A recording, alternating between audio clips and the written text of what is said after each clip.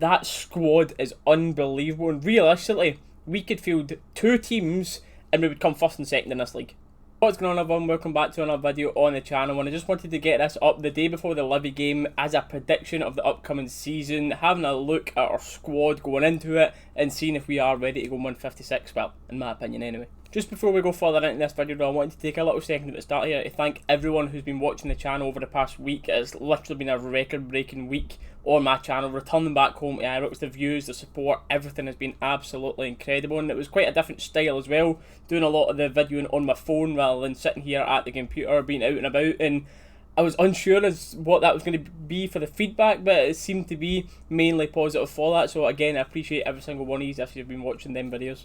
So there's been a lot of predictions going around as what the team's going to be starting versus Livy. Like, we've had a lot of mix up through pre-season, a lot of opinions flying out, so I'm just going to add my share onto it. I'll have what I think / want the team to be on screen now. Goalie speaks for itself. My back four, I'm going with Borna, Phil, Goldson and Tav. And Goldson and Tav, I think, are an absolute given that they're going to start. Borna, well, I think he's a given as well, although there's quite a few people shouting for Bass. He has been pretty impressive in pre-season.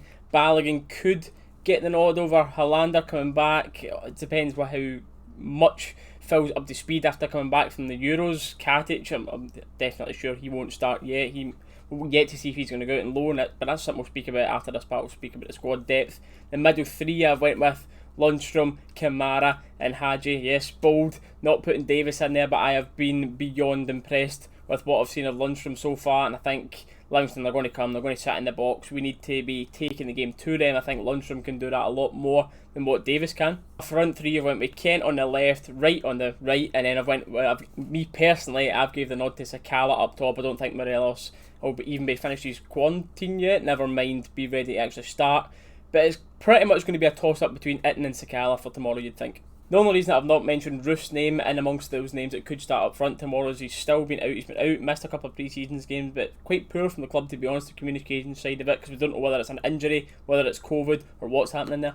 Let me know what you think the team should be down in the comments below, but now I'm just going to read out a couple of tweets in response to the team that I tweeted out earlier that I think should start tomorrow. We've got Evan Almighty here saying Ethan has earned his start for Saturday. I think that would be mine from Bearfather, saying a toss-up between Sakala and Ethan up top.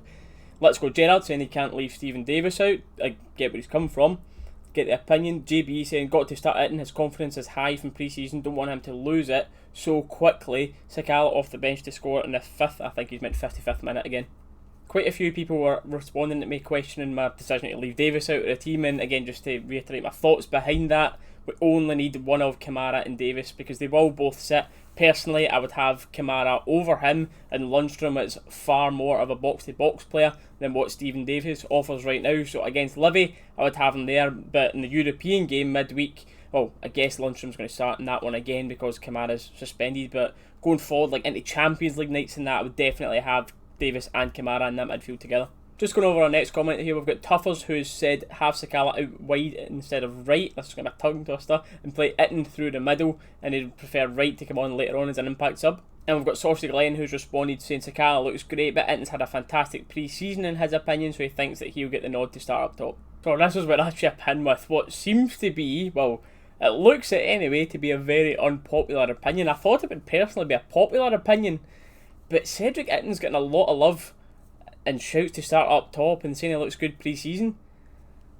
I don't see it. Me and the boys group chat that I'm in as well, we don't see it. We're not seeing what Itten offers. Don't think he's Rangers class. And again, maybe this is one of those situations where I need to put my hands up and I'm totally wrong and I'm missing the point of it. He's got a couple of goals. I'm seeing him losing the ball every time it comes to him. His touch looks poor. He's not holding it up well to lay it off to other people. Maybe I'm totally wrong with the guy, and I hope he proves me wrong, but I just do not see the hype behind Cedric Itten. The sooner Morelos is back, the better in my opinion. Right, get it in the comments, slaughter me, let me know what your opinions are on that, on Cedric Itten and on the team. But going to move on now to just talk about the squad depth, and it is just ridiculous. And the point in this video is, are we ready for 56? You look at this squad, and personally something that I think is so impressive is we've not sold yet, and we've only added. Like, everyone thought from interviews and stuff before this season that we were going to sell at least one person big. There's been rumours about Alfie and all that stuff, but it looks like he's coming back. As it stands, there's been no big offers for anyone else, well, that I know of anyway, and all we've done is add, and I personally think the board are just waiting to see what's happening with the Champions League, because the amount of money that we get if we get into that group stage, we might not need to sell anyone. I'm thinking, relating this to the situation a couple of years ago, wasn't it now, that Kent signed, where we were waiting to see if we got into the Europa League or not, so that we had the money to actually sign him for 7 million back then, and what a bargain that's looking like now.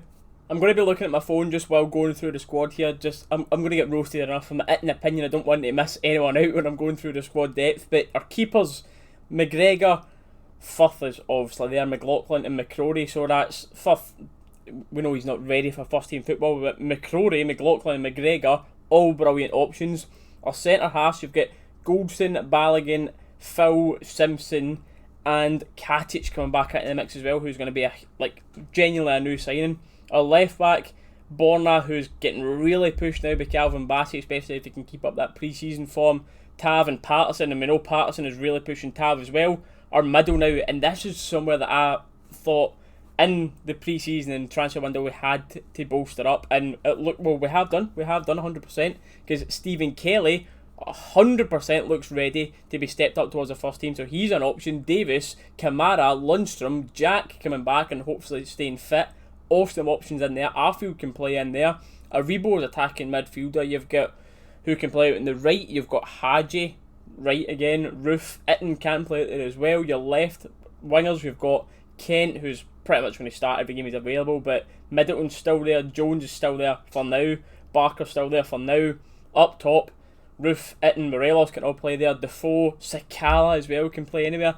That squad is unbelievable, and realistically, we could field 2 teams and we would come first and second in this league. So now to predict the table, and not that I've made it obvious or anything, not with the channel, not with the top, not with the background, or not what I was saying before about how good our squad is compared to anyone else in the country. I think it's obvious that first this season, I think, will be Aberdeen.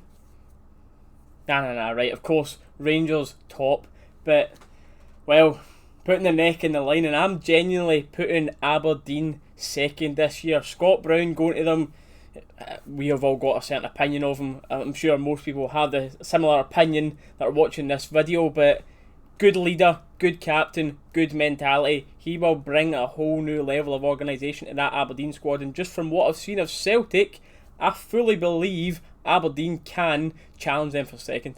But that is it though, that is all that we're going to talk about in this video. Let me know all your thoughts and opinions down in the comments below. I am going to the Livingston game again tomorrow. Luckily enough, I've got another ticket in the ballot, so I'll be doing another reaction video, and I'm going in for the UB match as well at 9 AM, so I'll have some footage from that to put on the channel as well.